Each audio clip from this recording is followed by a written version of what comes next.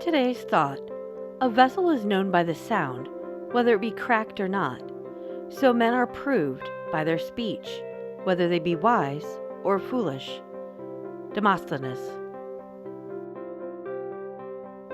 Psalm 64, to the chief musician, a psalm of David. Hear my voice, O God, in my prayer. Preserve my life from fear of the enemy. Hide me from the secret counsel of the wicked, from the insurrection of the workers of iniquity, who whet their tongue like a sword, and bend their bows to shoot their arrows, even bitter words, that they may shoot in secret at the perfect. Suddenly do they shoot at him, and fear not. They encourage themselves in an evil matter. They commune of laying snares privily. They say, who shall see them? They search out iniquities. They accomplish a diligent search.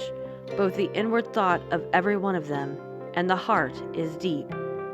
But God shall shoot at them with an arrow. Suddenly shall they be wounded. So they shall make their own tongue to fall upon themselves. All that see them shall flee away, and all men shall fear, and shall declare the work of God, for they shall wisely consider of his doing. The righteous shall be glad in the Lord, and shall trust in him, and all the upright in heart shall glory. One of the most dangerous weapons David feared, as do people today, is the damage done by the tongue. The majority of problems all have faced usually starts as words intended to plant doubt, suggestions of wrongdoing, and divisiveness. Proverbs 6:16 through 18 says, These 6 things doth the Lord hate, and in chapter 19 says, A false witness that speaketh lies, and he that soweth discord among brethren. Most that are disenchanted are cowards, allowing their tongue to do what they do not have the courage to do face to face. They rarely go to the one they have a problem with directly and try to solve the situation. Instead, they pour their poison in private, where their enemies cannot hear the gossip and defend themselves. The sin of gossip, backbiting, and planting seeds of discord have always existed.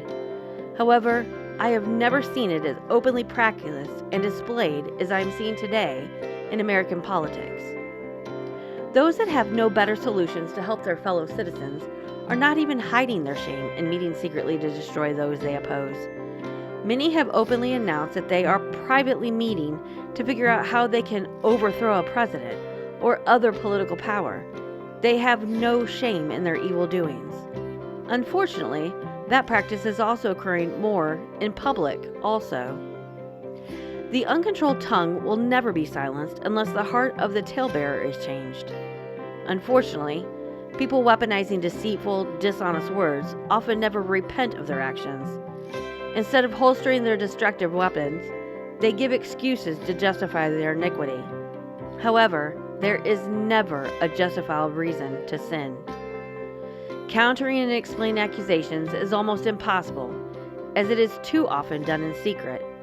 However, one can stop the gossip one hears. I have learned if one talks to you about others behind their back, one can be assured that when you are not around, they're talking about you.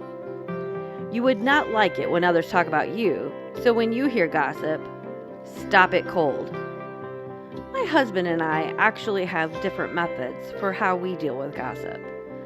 Typically, if somebody comes up to me and starts talking about gossip or telling me something that I don't want to hear, I usually just tell them, I'm not going to listen to gossip.